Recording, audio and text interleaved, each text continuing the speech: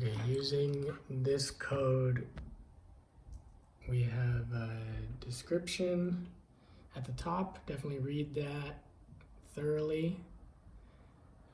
We have the motor controller set up as a servo, and we have the steering servo set up as a servo.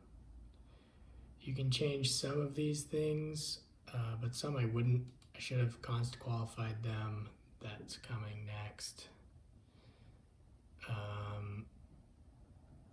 Leave most of this, leave all the declarations alone for now until you understand it. And then in the loop, we're just looking for serial data, and as that comes in, we put it in incoming, check the first byte, see if it's A or B, and that determines whether it goes to servo 1 or 2. Servo 1 is steering, servo 2 is the motor, and then if it is digital, if it's a digit rather, then if it's a number, then that will get put into input value, and then we'll assign that to either steering or motor power, and print out what you just entered, and then reset input value to clear it, and then we'll input the new steering or motor power value. Here the LED just comes on if you bring the steering outside this range. I've noticed that this range starts to not work super well on my car.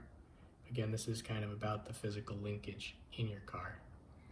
This down here, you can just have the servo go back and forth if you just want to test it without the serial.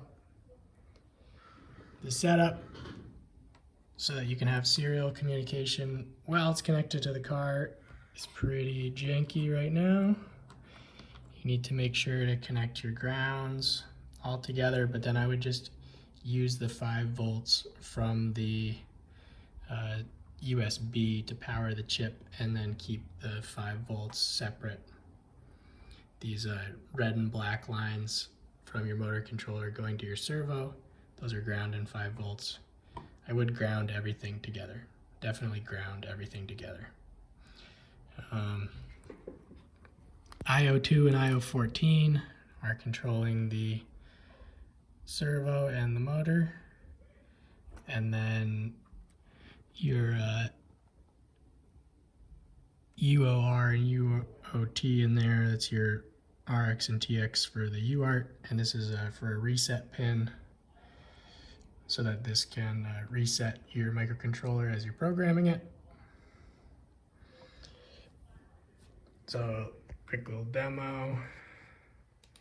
After,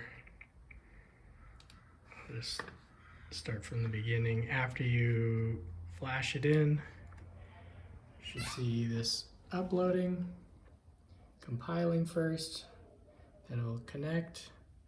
That just sits in connecting forever and never gets to connecting. That means that it's not appropriately pulling this pin or supplying voltage or connecting in some way.